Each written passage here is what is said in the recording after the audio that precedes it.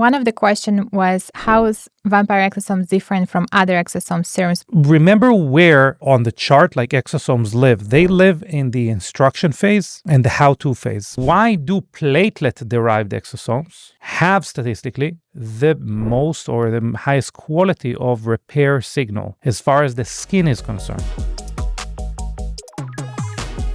Welcome to another episode of Biohacking Beauty. We are Anastasia Khojaeva. I am unsure of who I am apparently from that. My name is Amitai Eshel. We are the Hosts of Biohacking Beauty podcast that you're listening to right now. And also the co-founders, co-CEOs of Young Goose, the skincare, the longevity skincare, the topical arm of longevity, if you will. Exactly. If you are interested in wellness, but also looking good, that's then you're in the right place. You reached the corner of looking good and wellness in Biohack Town. So today is a very cool episode, which I'm very excited about. We get to talk about exosomes. Yet again, very hot topic. Very, very highly requested. Yeah. Highly requested. So we're actually going to be answering listener questions about exosomes. We'll try to get through 5 of them. And hopefully this will be useful for all the listeners and clarifying things. Out of laziness, Anastasia is going to be the one reading the questions. Yes, sure. Just to clear, my laziness, not Anastasia's laziness. Yeah. If they've been listening to this podcast long enough, they know who is prepared and who is winging it usually. Yeah, that's true. Okay, without further ado. So question number 1. Can exosomes change your DNA? So I'll start by answering. Short answer, no. And the short answer is only radioactive spiders can change your DNA. And then you can climb on walls. Yeah, so this is like the biggest myth of exosomes, seems like. Since we launched our product and we saw a wave of questions about it, we realized that there is some misinformation out there. So exosomes, they do not enter your cell's nucleus and they do not insert themselves in your genome, change your genome, nothing like that. So there is absolutely no DNA material from exosomes that is transferred to you. Not only DNA, also mRNA. That's another question, another myth. You also don't get that. No DNA, no mRNA. What you do get is a cocktail of lipids and proteins and microRNA. Mm-hmm. So that's like cell biology 101. Those are very different. So microRNA is a lot about instructions. And this is really what we want. And then we can get into the types of exosomes that exist and the types of microRNAs they would have. And that's already like more of specifics, but that's already a good discussion. You want to No, I'm just saying this is already a good discussion. But I think like from the longevity kind of biohacking kind of maybe like actionable lens, like here's what we're looking at. Your DNA is your DNA. Changing it is extremely complicated. We're not there as far as like science yet, Yeah, there is no topical product actually right now that you can put and it will change your DNA. Exosomes are not. We might actually not want that. That's a different story. No, that's what people are afraid of. I don't think they want it. Or maybe they want it. I don't know. Maybe they're like excited about it. But anyway, that's not the point. Your DNA is kind of the unique recipe of how every cell in your body kind of knows what to do and what it is. And this doesn't change. If you smoke, if you're doing crystal meth, or if you are, fasting for 7 hours, for 7 days every month, that doesn't change. What can change is how your DNA responds to the environment. That's the next layer. Basically, that's your epigenome. So a lot of times the way I like to think about it is that, rabbits or whatever, like different animals, they like foxes, for example, they change their color throughout the season, depends if it's winter or summer. That's epigenetics. Obviously, this is not within their DNA. There is this program that is being activated because it's a different time of year, or a different weather, or different light exposure, etc. Many different animals have, and even humans have responses like this.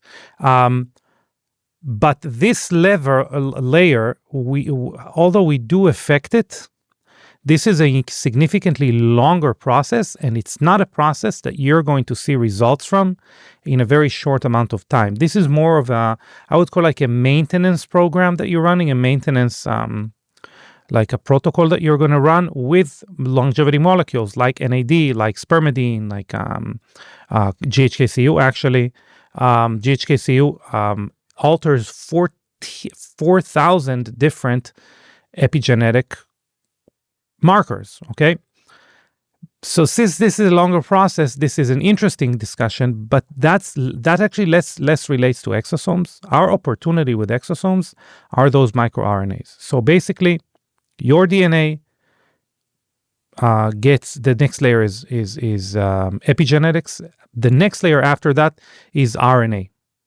RNA is basically your body reading the epigenetics, the DNA that is that is available to it, which is the epigenetics, and it basically creates like a condensed version of whatever is relevant to that cell. Okay, so skin cell needs to run the program of, for that matter, like collagen production. It looks at the epigenetics and it runs that recipe, and it extracts the recipe. That's your RNA. The problem is that as we grow older, that RNA is kind of older. It's less correct. So you make less collagen, less well. You could think of it like sticky, broken, whatever that is. Here is where, and the RNA, it's very big. So it's not going to be only collagen. It's going to be many different things. Very hard to affect that. Exosomes are incredible because what they can do is they can alter micro parts of that RNA, and that is microRNA. So they basically they have their own like little recipe for how to make collagen. They sit on that.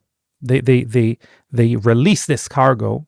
We can talk about like absorption and stuff, but they can absorb into your cells and release these microRNAs, and they sit in the right places in the RNA, and they basically are like a filter that you put on your phone when you want to look better, right? It's not correcting anything underneath, but for the sake of that conversation, however, for the sake of that Zoom, you look, 20 years younger. That's what they do for the sake of the process, of the collagen production process, for that matter, of the cell in that time of day. Yeah. It performs it optimally. Yes. That's the opportunity with exosomes. Yeah. And I think to close this question, because you touched on some points that are in further questions. Gosh darn it. Yeah. You didn't know the question, so. But I RNA'd it. I wasn't specific enough. But to close, just to wrap up this question, with exosomes, the important part, they're delivering a message. The message is consisting of lipids, proteins, microRNAs that give instructions to your cells. As I mentioned, as we are aging, skin cells start to get worse at doing their job that they used to be doing much better when they were younger. So it's kind of like a blueprint for a construction crew. They know what to do better.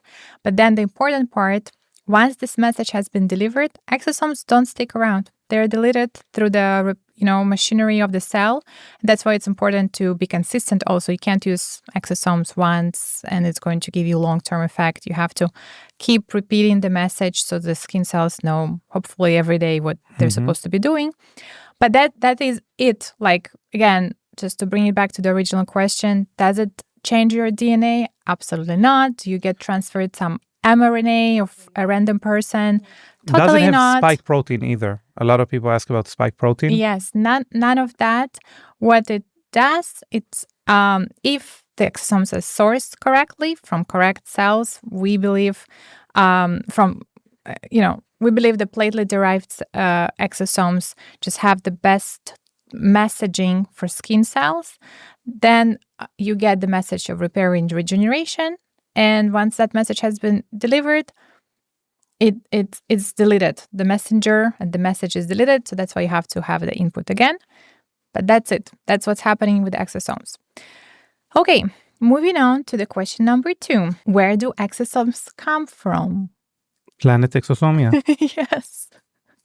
The faraway land, Faraway galaxy. Exosomia, that that has been around for many, many years. And they live in a third different dimension. Yeah, thank you for recycling my jokes. I appreciate it.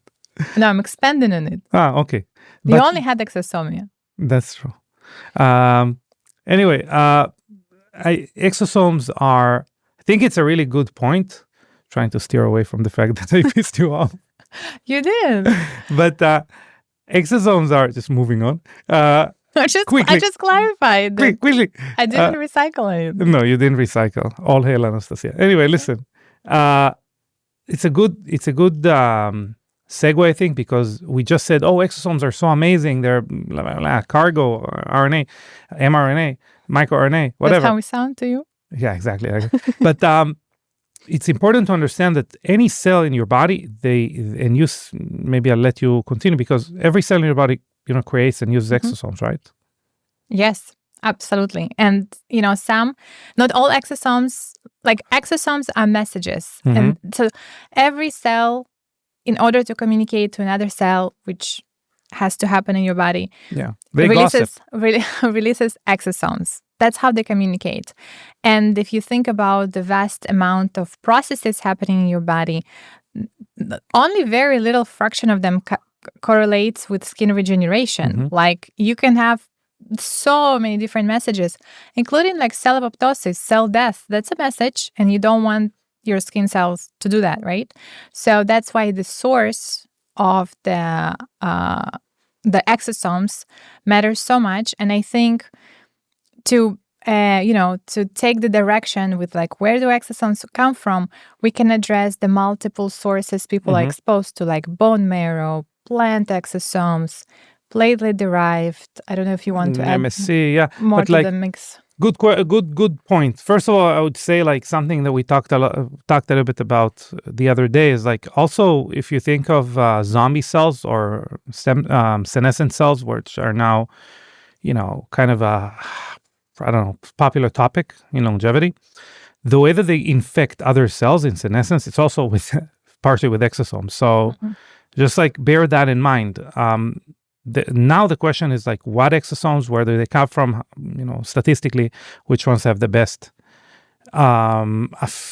affiliation with like skin repair? And let's start with the ones that actually do very little. It's plant exosomes. So plant exosomes are very interesting. I'll give you like one. Maybe you didn't know that actually. I just found out recently that there is a pretty big craze right now about urolithin A, right? Justified, not justified. It's a popular topic. Urolithin A, studies show that oral consumption, not skin absorption, there is no benefits to applying it on the skin, but that we know of. But oral consumption of it kind of helps you recycle old mitochondria to new mitochondria. So it's a part of autophagy, which we talk about a lot. Mitophagy, right? Not your autophagy, it's mitophagy. So one of the places where they're going to try and create more urolithin A through supplementation is with pomegranate exosomes. So there's going to be a supplement of pomegranate exosomes, which they hypothesize, I haven't seen the data, so the hypothesis is that it's going to create more urolithin A, which normally happens when you consume also pomegranates. But in any case, so it's not like that plant exosomes do nothing. It's just they are very far with their little microRNAs and their different proteins, their different peptides, than the ones that are going to relate to skin health. Like the plant never had to repair anyone's skin. So the data there is not the same. The language is not the same. They speak plantish. And that's the comparison or kind of analogy that I like to give, is that plant exosomes and your body, they don't speak the same language. Mhm. And sometimes if you're speaking to a person that doesn't speak your language, you can still, I'm not including AI here and translators, even if you don't have the tools, right? You can still figure out what the other person is saying. But it's not going to be as seamless and easy and efficient and certain as if with somebody that speaks your language. Hey, the other day you translated some girl to her husband, so you can What? there was the girl that we spoke to. We spoke to a couple, Uh-huh. and she spoke way better Russian than English. So you translated her to her husband. Oh yes, yes, so, yes, yes. So it's not. But anyway, Yeah, exactly. They're a married couple, and yeah. And Yes. they don't speak the same language. Well, kudos to Whatever them. works for them. They're adorable. Yes. But here's the thing. If you think to yourself, the listener, oh, that doesn't seem like, conscientious people, like people who make skincare. They're going to do something like that. No, if they're telling me there are some benefits, there must be benefits. Actually, like the earlier version of what we now know as like plant-derived exosomes were plant stem cells. You want to tell where they took the grapes? No, the apple stem cells from? No, I don't remember. Cells from the apple's stem, and they said yes. stem cells. Oh my god! But that's more of like more of on the verge of scam than. It's not about a scam. It's just about what you can say. The story you can talk about when you talk about skincare. Like the stories are very prevalent. Mm-hmm. It's not about real result most of the time. It's about a story that people can tell. Yeah. And the plant-derived exosomes are not only that they are right now like that. There have been in the last few months. Sometimes I go on like Instagram Live, and I never say it. Like I just talk to random people from the Yangus account. Well, whoever tuned in. Me and a couple other people. Mm-hmm. Actually, sometimes there are a lot of people. Anyway, but I told them that the two biggest ingredient manufacturers in Europe just released their own version of plant-derived exosomes. So it's not only that if you've seen it until now, you're going to see more of it. You're going to see a lot more of it. It's only the beginning. Also, I will say, and then we kind of need to move on to the other types of exosomes to stay on time. But as Amitai kind of alluded to, first of all, there are some benefits with plant exosomes, but they just won't compare to the human-derived exosome in efficiency. Like you can get some hydration benefit and and antioxidant. So it's much more subtle. And exosome is such a heavy hitter. Like I would argue that you can get better hydration from like ectoin and antioxidant from choose your poison, ergothioneine, methylene blue. Lots to choose from instead of plant exosomes. Like side-by-side comparison, I don't know, I would argue that not necessarily it's worth the price, and plant exosomes most likely are going to be more expensive than ectoin-based products. And then the last thing I will say, that there are some companies that often offer both human-derived and plant cell exosomes, and that they do because there are certain markets globally where they're not allowing exosomes, human-derived exosomes, for religious reasons or other reasons. And although, if you look at how everything is sourced, it's not like there are really no repercussions. It's not even close to the same complications like vaccine or something, to restrict it based on this, mindset. But either way, so plant exosomes are here to stay. But if you're looking for this next generation efficiency, if you're result driven, it's probably not it. Yeah. So talking about let's assume we're talking about human-derived tissue. Mm-hmm. By the way, there are exosomes for other animals. Normally what they do is they take the outer layer of the exosomes. So that's something interesting. When you say exosomes, most people, what they talk about is the outer layer, the endoplasmic reticulum. Basically, if you do source it from other animals, it's just like sturdier. So there are designer exosomes where they derive, let's say, exosomes from milk, from like bovine milk, or it could be mesenchymal stem cells of cows. But then they kind of put inside, microRNAs, growth factors that are more beneficial to humans. So that's coming. But let's talk about human-derived tissue. That's probably the best version of what you can get now in the market. And really, it divides. By the way, there's also bacteria-derived exosomes. There's that, I guess. It's still not there yet on the market. So let's look at two things. There are two major kind of players. The overwhelmingly biggest player is mesenchymal stem cells derived exosomes. That is basically your fat tissue.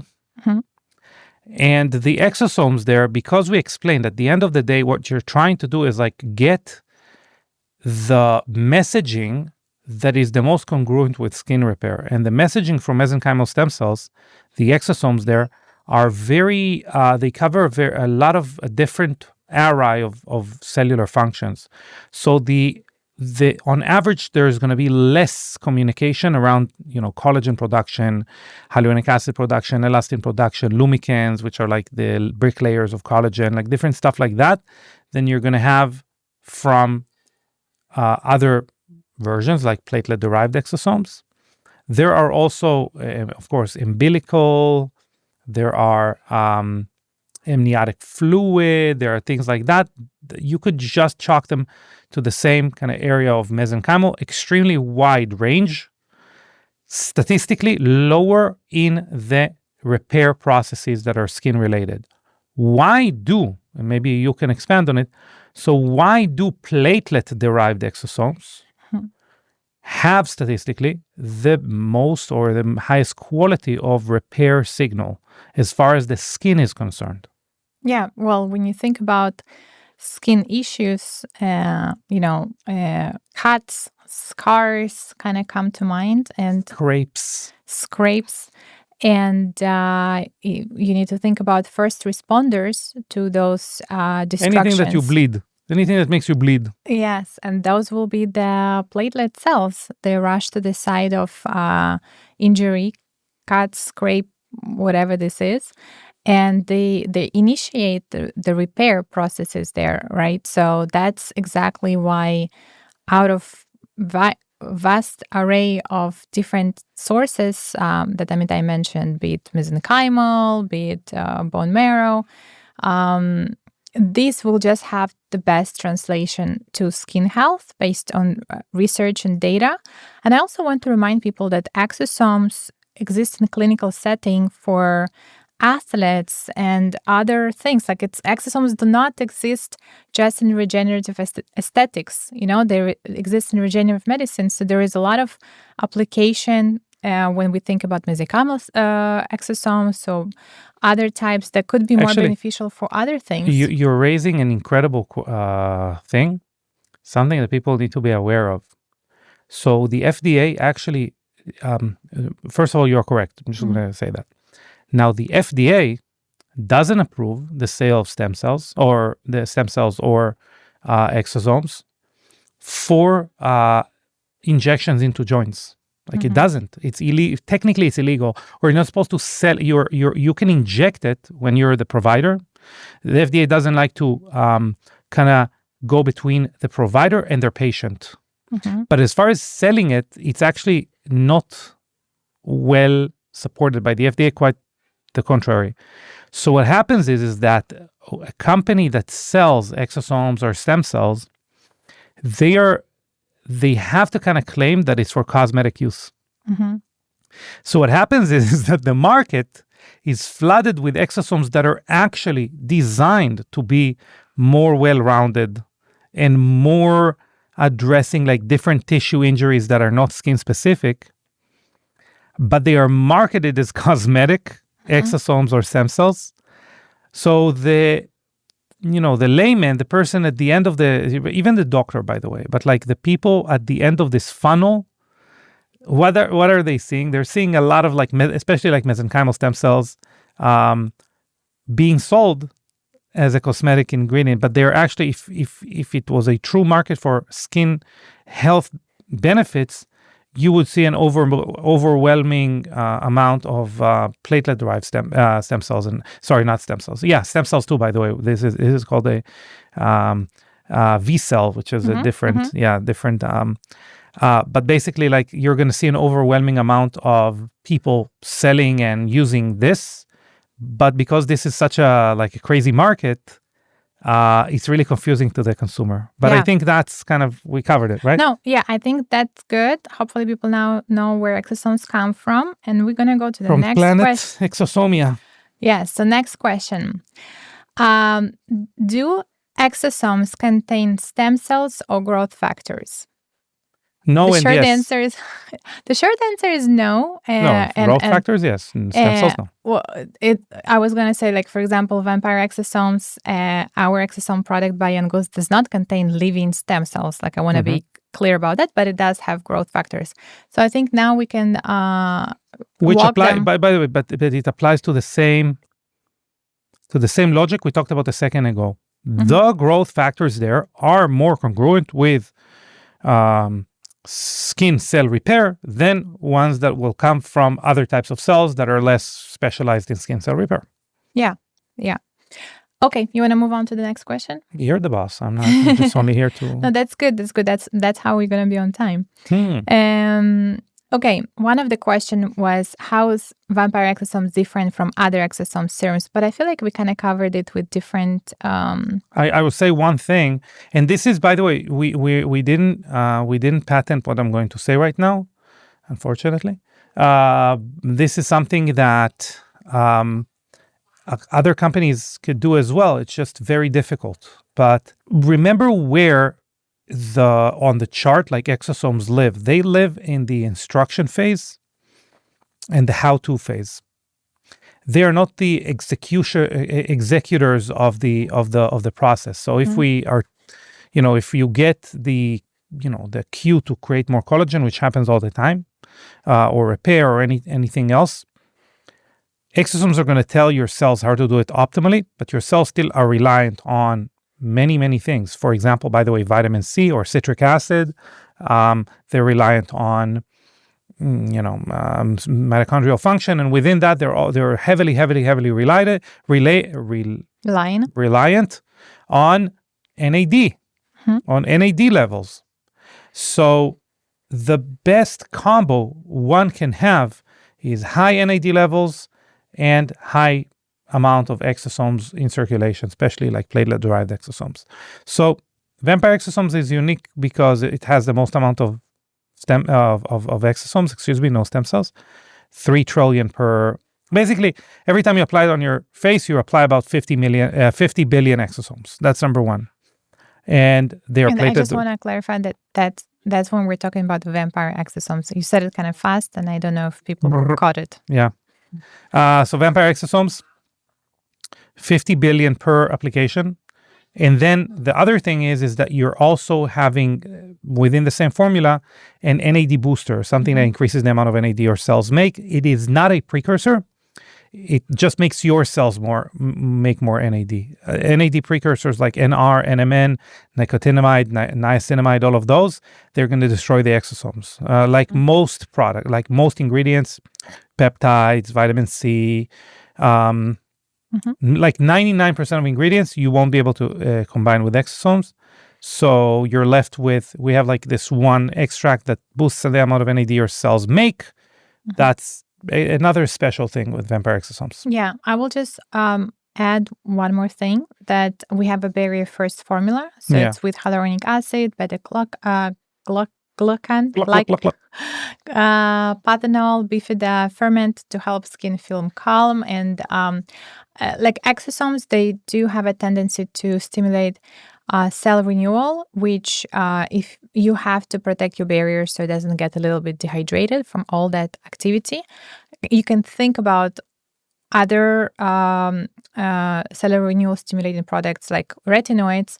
It's common that they dehydrate your skin a little bit, right? So it's not as aggressive by any means, but it's good to have a formula that addresses that. So we do that with including ingredients that support your skin barrier. And then last but not least, we also have proof of dose transparency.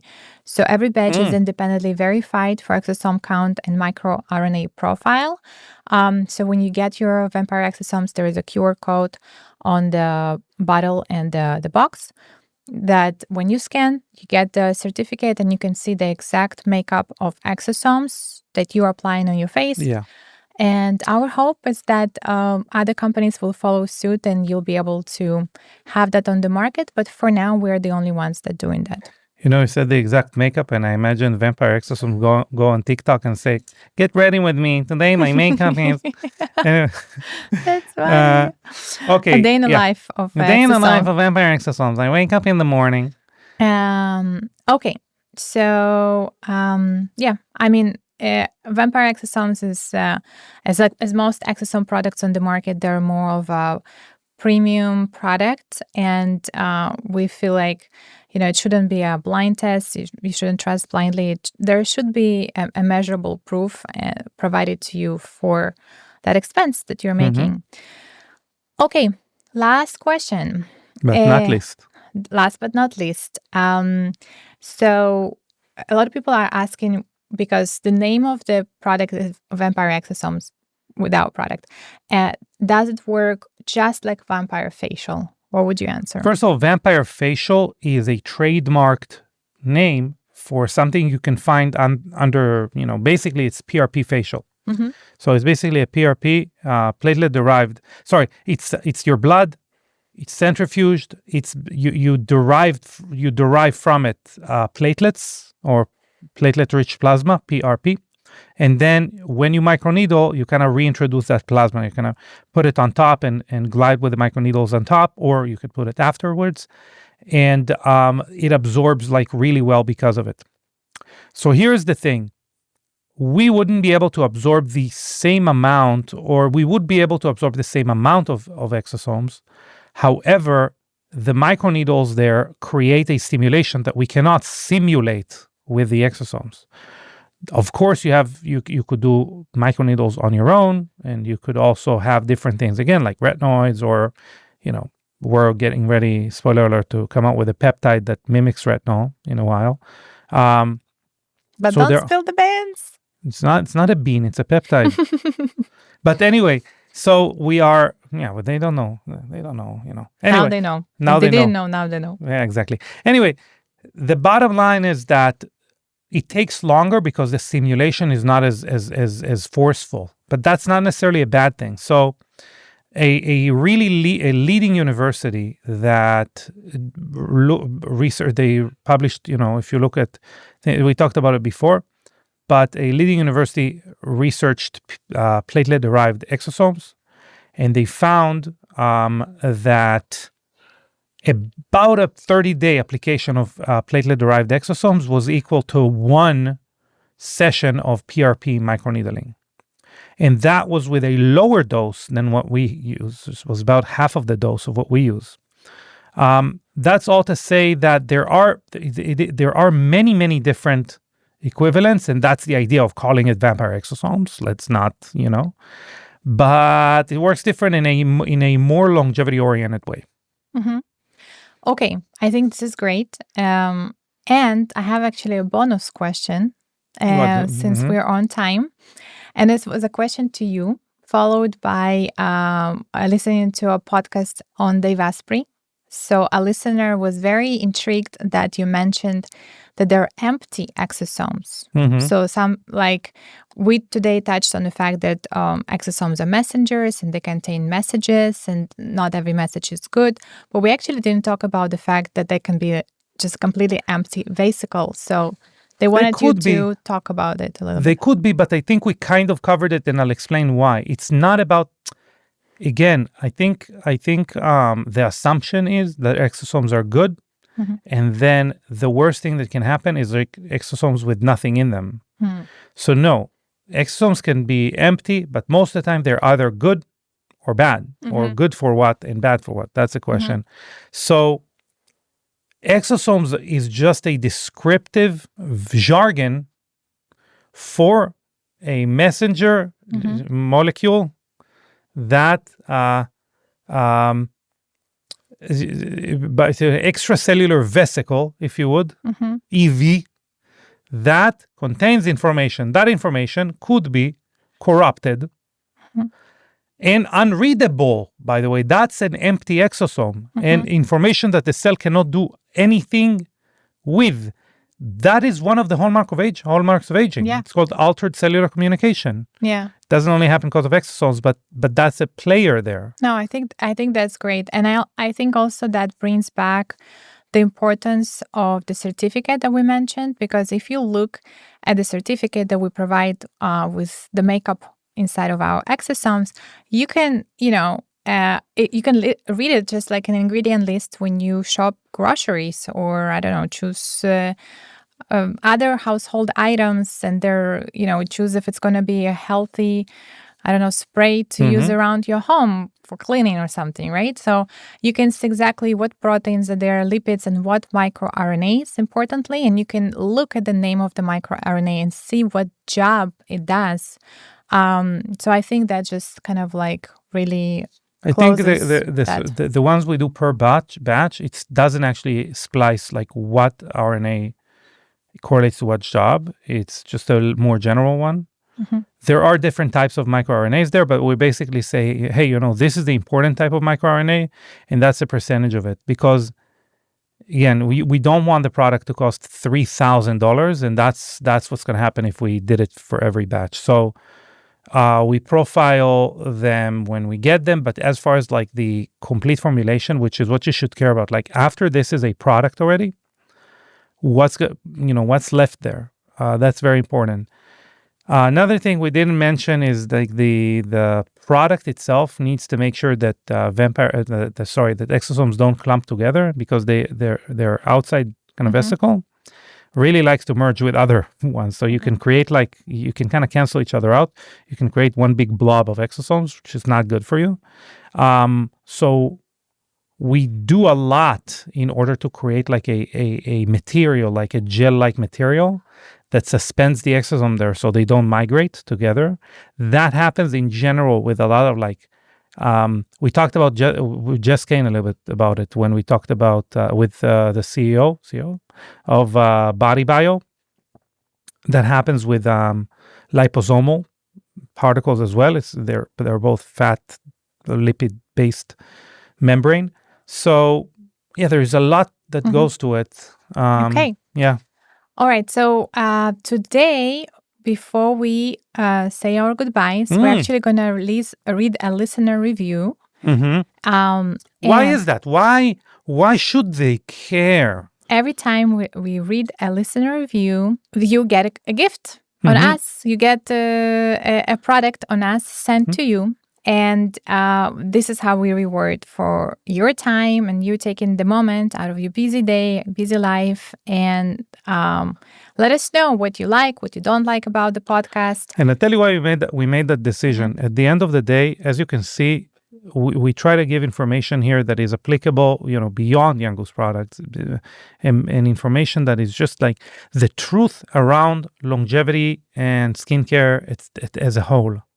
And we believe many, many, many more people would benefit from this messaging. It's not a message that is coming and saying, hey, you should really buy those products because, that's what the podcast is about. The podcast is about the truth in skin health. Our I wouldn't say enemy, but the opposite of that is just like the huge, conglomerates, these big companies that have, trillions of dollars of budget to just pour whatever information, like to tell you that, that plant-derived stem cells plant-derived exosomes are the best thing since sliced bread exosomes.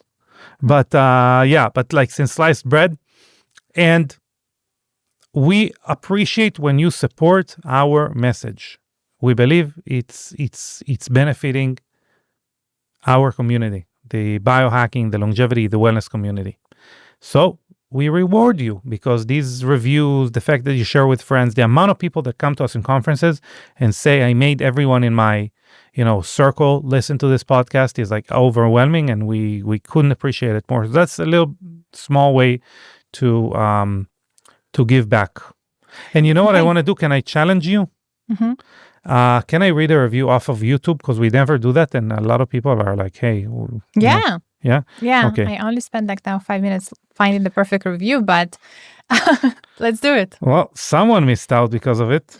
Whatever review you found, they ain't going to get anything, but maybe they're going to get next time. Next time. Anyway, so in YouTube, people are like super nice. So this is a person on Instagram called Nakia On Graham. Instagram or YouTube? YouTube. You said I said Instagram. Instagram? Okay. Shout out to Instagram, but it's not Instagram. Nakia Graham 4429. The Young Goose podcast does an excellent job of simplifying skincare through a science-based lens. It also highlights how longevity goes beyond anti-aging and aesthetics, emphasizing overall health and wellness as key factors in maintaining vibrant, healthy skin. Thank you, Anastasia and Amitai, spelled correctly, if I might add. Double points over here. Mm-hmm.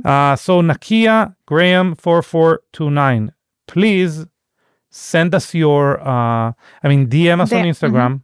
Either DM on Instagram or send an email to service@younggoose.com with your name and shipping details. Which I assume is Nakia Graham, by the way. Let our team know that we read your review, and we'll be sending you our new reformulated care moisturizer with liposomal creatine and methylene blue. And NAD precursors. And NAD precursors. Quick note, we will read normally reviews off of Apple Podcasts. So you should review on Apple Podcasts. That's the easiest thing you should do. Yeah. We're actually recording a next episode right after. I'll read that other review. Don't you worry. Okay. Anyway, okay. Now that I know we have another episode to record right now, it was great. Thank you. Bye. Thank you, guys. Thank you for being with us. And we appreciate you more than you know. Thank you. Bye-bye. Bye-bye.